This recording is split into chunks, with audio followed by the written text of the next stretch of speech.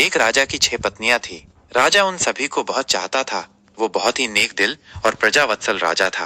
राजा जयसिंह के राज्य में पशु पक्षियों से लेकर मनुष्य तक सब खुश थे। परंतु राजा के मन में एक गहरा दर्द छिपा था। उनकी 6 पत्नियां थी, पर उनमें से कोई भी उसे संतान सुख नहीं दे पाई थी। ये दर्द हमेशा उनको कचोट रहता था। राजा ने इसके लिए अनेकों यज्ञ और पूजा पाठ करवाए। जिस पंडित ने जैसा बोला, राजा ने वैसा ही किया, पर किसी की कोई भी युक्ति काम न आई। संतान की चाह में राजा ने एक एक करके 6 शादियां की, पर किसी भी रानी से उसे संतान सुख की प्राप्ति नहीं हुई। एक दिन राजा जयसिंह शिकार के लिए जंगल गए। वहां एक मृग का पीछा करते करते वो जंगल में दूर तक निकल गए। मृग तो भाग निकला, पर अब राजा भूख और प्यास से व्याकुल हो गया। तभी राजा के कानों में पानी के बहने की ध्वनि पड़ी। ध्वनि सुनते ही राजा की जान में जान आई। सोचा, जरूर आसपास ही कोई पानी का झरना है। भूख ना सही, कम से कम प्यास तो मिटेगी। राजा ने ध्वनि की दिशा में तेज से अपना घोड़ा दौड़ा दिया। जल्द ही राजा की आंखों के सामने एक बड़ा झरना था। पर जब राजा झरने के पास गया, तभी उसके कानों में एक स्त्री की आवाज पड़ी। अंधे है क्या? दिखाई नहीं देता? एक लड़की स्नान कर रही है। भूख प्यास से व्याकुल राजा ने उस तरफ तो ध्यान ही नहीं दिया था। लड़की की आवाज सुन राजा चौंक गया। उसने तुरंत अपना मुंह फेर लिया और बोला, क्षमा करे देवी, मैं इस जंगल में बहुत देर से भूखा प्यासा भटक रहा हूँ, जिससे विचलित होने के कारण मैं आपको देख नहीं पाया। इतना कह राजा मुंह फेरे ही वहां से कुछ दूर चलकर खड़ा हो गया। कुछ ही पलों में वह लड़की स्नान से निवृत्त होकर राजा के पास आई। उसने सूखे वस्त्र धारण किए थे और हाथ में कुछ फल लिए हुए थे। वह राजा के पास आकर बोली, महाशय, अब आप पानी पी सकते हैं। राजा ने झरने से पानी पिया और लड़की के दिए फल खाए। पानी और फल से उनकी भूख प्यास शांत हुई। राजा ने लड़की की ओर देखा और पूछा, हे सुंदरी, तुम कौन हो और इस जंगल बयाबान में अकेली क्या कर रही हो? लड़की ने जवाब दिया, मेरा नाम मोहिनी है। मैं पास के गांव में रहती हूँ। रोज यहाँ स्नान करने आती हूँ और जंगल से लकड़ियां इकट्ठा करती हूँ। ये झरना जंगल के बीच में है, इसलिए यहाँ कोई नहीं आता। राजा जयसिंह मोहिनी की सादगी और सुंदरता पर मोहित होकर बोला, मोहिनी, तुम्हारी मदद के लिए शुक्रिया। आज तुमने मेरी जान बचाई है, वरना मारे भूख प्यास के मेरे तो प्राण निकलने वाले थे। मोहिनी बोली, महाशय, अब आप भी अपना परिचय दीजिए। राजा ने गंभीर होकर कहा, आज नहीं सुंदरी, फिर कभी मैं जरूर तुम्हें अपना परिचय दूंगा। इतना कह राजा ने अपने घोड़े पर सवार होकर वापस अपने राज्य की ओर प्रस्थान किया। परंतु राजा के मन में अभी रह रहकर कामनी के विचार आ रहे थे। उसकी सुंदरता, उसकी सादगी, उसकी मधुर आवाज, सब कुछ राजा के मन में गहराई तक उतर गया था। महल में लौटने के बाद भी राजा के मन में वही सब चल रहा था। राजा को समझ नहीं आ रहा था कि 6 रानियों के होते हुए भी वो उस अनजान युवती के प्रति इतना आकर्षित क्यों है। कुछ सोचकर राजा अपने भरोसेमंद वजीर गौरीनाथ के पास जाता है और उसे सारी व्यथा कह सुनाता है। राजा की सारी बात सुन वजीर बोला, महाराज, यदि ऐसा है तो आप उस लड़की से विवाह कर लीजिए। हो सकता है उससे ही हमें अपने राज्य का वारिस मिल जाए। राजा को अपने वजीर की बात उचित लगी। अगले दिन वह अपने वजीर को भी साथ ले जंगल में उसी स्थान पर जाता है जहां उसकी मुलाकात मोहिनी से हुई थी। राजा झरने के पास गया और उसे आवाज दी, पर कोई नहीं आया। जब बहुत बार आवाज देने के बाद भी मोहिनी नहीं दिखाई दी, तो राजा का वजीर उसके पास आया और बोला, राजन, हो सकता है वो आज आई ही ना हो। आपने बताया था वो पास के ही गांव में रहती है। हमें वहीं चलकर देखना चाहिए। राजा और उसका वजीर दोनों अपने घोड़ों के ऊपर सवार हो पास के गांव में जाते हैं। मोहिनी का नाम पूछते पूछते दोनों उसके घर पहुंच जाते हैं। 2 शाही व्यक्तियों को शाही घोड़ों पर देख गांव वाले भी कौतूहलवश आसपास जमा हो जाते हैं। राजा घोड़े से उतरकर झोपड़ी के बाहर जाता है और मोहिनी को आवाज देता है। राजा की आवाज सुन जब मोहिनी रोनी सूरत ले झोपड़ी से बाहर आती है, तो उसकी आंखों में आंसू थे। जब राजा ने कारण पूछा, तो एक गांव वाले ने बताया, महाशय, इस दुनिया में सिर्फ इनकी माँ ही थी। आज उनका भी स्वर्गवास हो गया। अब बेचारी रोएगी नहीं तो और क्या करेगी। इतना कह गांव वालों ने राजा से उनका परिचय मांगा। आप बताइए, आप लोग कौन हैं? गांव वालों के पूछने पर वजीर ने राजा का परिचय दिया तो पूरे गांव में खलबली मच गई। सभी ने मिलकर राजा का स्वागत किया। गांव के मुखिया से राजा ने कहा, अगर आप लोगों को कोई आपत्ति ना हो तो मैं मोहिनी से विवाह करना चाहता हूँ। राजा की बात सुन मुखिया खुश होता हुआ बोला, महाराज, हमारी बेटी राजरानी बनेगी, हमारे तो भाग्य खुल जाएंगे। गांव वालों ने जल्दी जल्दी सारी तैयारी करके राजा और मोहिनी का विवाह करवा दिया। राजा ने अपनी 7वीं पत्नी अर्थात मोहिनी का नया नामकरण किया, राजलक्ष्मी। विवाह के पश्चात गांव वालों ने खुशी खुशी राजलक्ष्मी को राजा के साथ विदा कर दिया। राजा अपने वजीर और 7वीं पत्नी राजलक्ष्मी को लेकर राजमहल आ जाता है। जब राजा की पहले की 6 पत्नियों को इसकी खबर लगी तो वे जल भुन कर राख हो गई। ऊपरी मन से उन्होंने नई रानी राजलक्ष्मी का स्वागत किया। समय बीतने लगा। अब राजा का अधिकांश समय नई रानी राजलक्ष्मी के साथ ही बीतने लगा। यह देखकर पुरानी रानी और अधिक ईर्ष्या से भर गई, परंतु राजलक्ष्मी को इसकी भनक तक नहीं थी। वह भोले भाले स्वभाव और एकदम साफ दिल की औरत थी। वो बाकी रानियों को अपनी बड़ी बहन की तरह सम्मान देती थी। समय बीता। एक दिन रानी राजलक्ष्मी ने राजा को शुभ समाचार दिया कि वो पिता बनने वाले हैं। रानी के मुख से यह बात सुन राजा जयसिंह की खुशी का कोई ठिकाना नहीं रहा। वो खुशी से रानी राजलक्ष्मी को गले लगा लेता है। राजा तुरंत कुलगुरु को बुला उन्हें आदेश देता है कि अब से नित्य प्रति रानी राजलक्ष्मी को धार्मिक और प्रेरक कथाएं सुनाई जाए। नई रानी के गर्भवती होने का समाचार जल्दी ही पूरे राज्य में फैल गया। चारों तरफ बधाइयों की धूम मची हुई थी। नई रानी के गर्भवती होने का समाचार जब उसकी सौतन को मिला तो उनके तन बदन में आग लग गई। वे अंदर तक जल भून गई। सभी रानियों ने आपस में विचार किया कि नई रानी तो पहले ही राजा की बहुत प्रिय है, वो अपना अधिकतर समय उसी के साथ बिताते हैं। बच्चा होने के बाद तो उसका और अधिक ध्यान रखा जाएगा। राजा उस कुल्टा को ही अपनी पटरानी बना लेंगे, हम सभी का तो वर्चस्व ही खत्म हो जाएगा। नई रानी हमारे साथ दासिया जैसा व्यवहार करेंगी। नहीं नहीं, हम ऐसा कदापि नहीं होने दें। वह सभी सलाह मशवरा करके नई रानी को क्षति पहुंचाने की अलग अलग युक्तियां सोचने लग जाती है, परंतु बड़ी रानियों का कोई भी प्रयास सफल नहीं हो पा रहा था, क्योंकि नई रानी राजलक्ष्मी उन्हें कभी अकेले नहीं मिलती। कभी राजा के आदेश अनुसार कुलगुरु उन्हें कथा सुनाते मिलते, तो कभी उनकी दासियां उनके साथ होती। कभी प्रजा के लोग उन्हें घेरे रहते, तो कभी खुद राजा ही उनके साथ होते। ऐसे में रानियों को कभी अपने मकसद को अंजाम देने का मौका ही नहीं मिला। इसी तरह समय बीत रहा था। रानी राजलक्ष्मी का गर्भावस्था का समय लगभग पूरा होने को आया था, पर फिर एक दिन राज्य की सीमा पर विद्रोहियों ने आक्रमण कर दिया। शत्रुओं से निपटने के लिए राजा जयसिंह को अपनी सेना सहित राज्य महल छोड़कर राज्य की सीमा पर जाना पड़ा। बड़ी रानियों को तो जैसे सुनहरा अवसर मिल गया था। वे छोटी रानी को ऐसी दवाई देने लग गई जिससे रानी राजलक्ष्मी के गर्भ को क्षति पहुंचे, और रानी से ऐसे ऐसे कार्य करवाती जो गर्भावस्था के लिए उचित नहीं थे।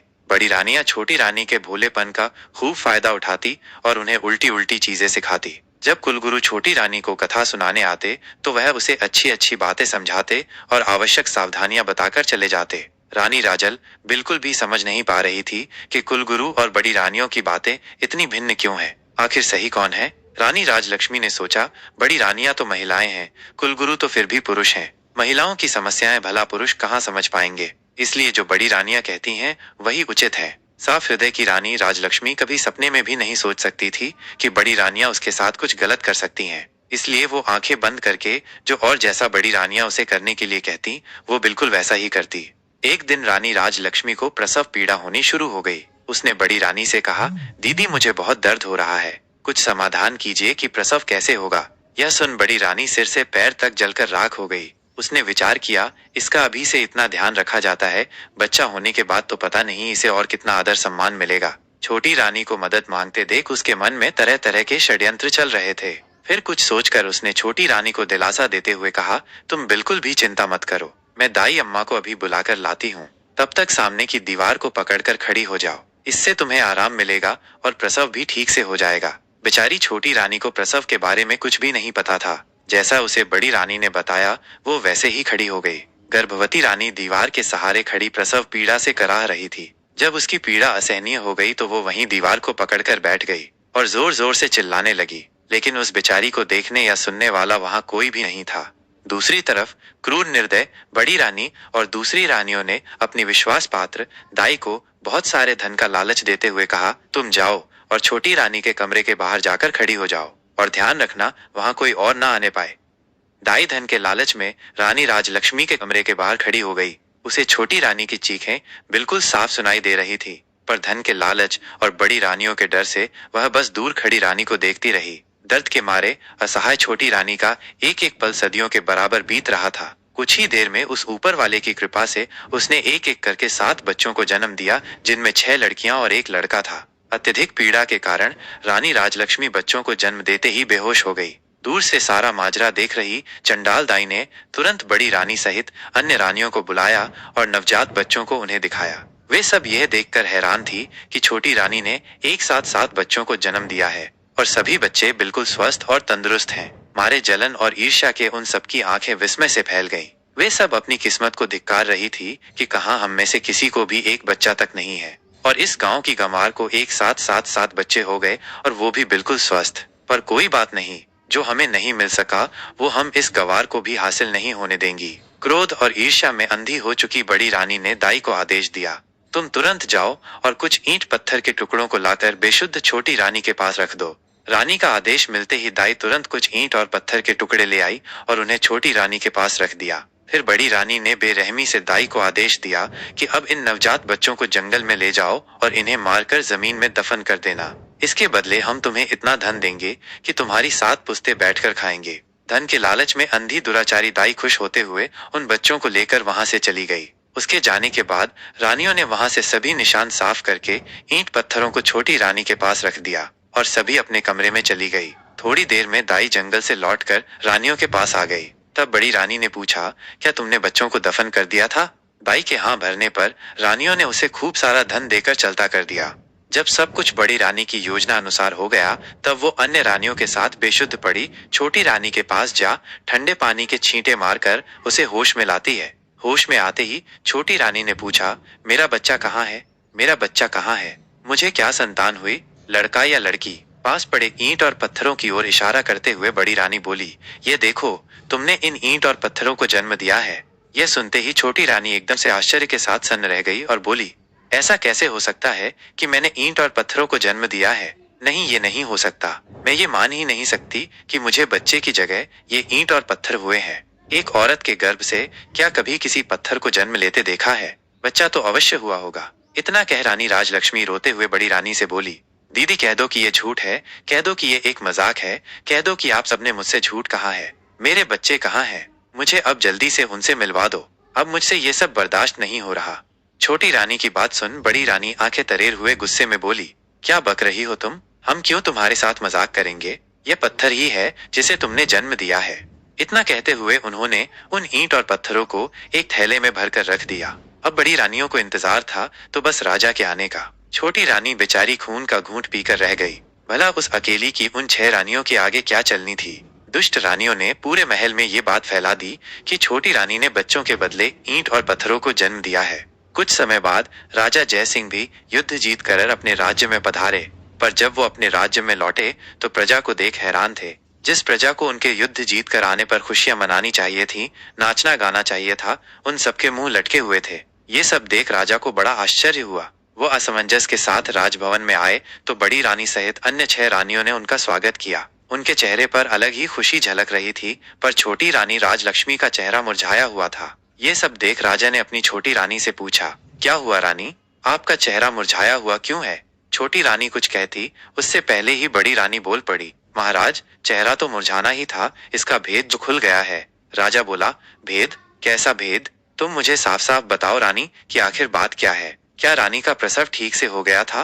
तब दुष्ट रानी दुख का दिखावा करते हुए बोली, महाराज, हमें ठग लिया गया है। हम सबके साथ बहुत बड़ा फरेब किया गया है। ये भोली सूरत वाली रानी आज लक्ष्मी एक झूठी, मतक और धोखेबाज औरत है। महाराज, यह धूर्त स्त्री गर्भवती होने का दिखावा करती रही, जबकि यह कभी गर्भवती थी ही नहीं। इसने तो बस सब दिखावा किया है। गर्भ होने पर कुछ तो होता, इसे तो ईंट और पत्थर हुए हैं। इतना कहकर बड़ी रानी ने थैले में इकट्ठे किए हुए ईंट और पत्थरों को राजा को दिखाया। ये सब देख राजा तुनक गया और बोला, बड़ी रानी, आप ये क्या कह रही है? भला एक मानव गर्भ से कभी ईंट और पत्थरों को पैदा होते हुए देखा है तुमने कभी? राजा की बात सुन बड़ी रानी बोली, क्षमा करें महाराज, पर हम भी तो आपको वही बताने और समझाने का प्रयत्न कर रही हैं कि इसने हमारे साथ गर्भवती होने का नाटक किया है। हम भी तो कब से उम्मीद लगाए बैठे थे कि राज्य का वारिस आएगा, हमें भी कोई माँ कहने वाला आएगा।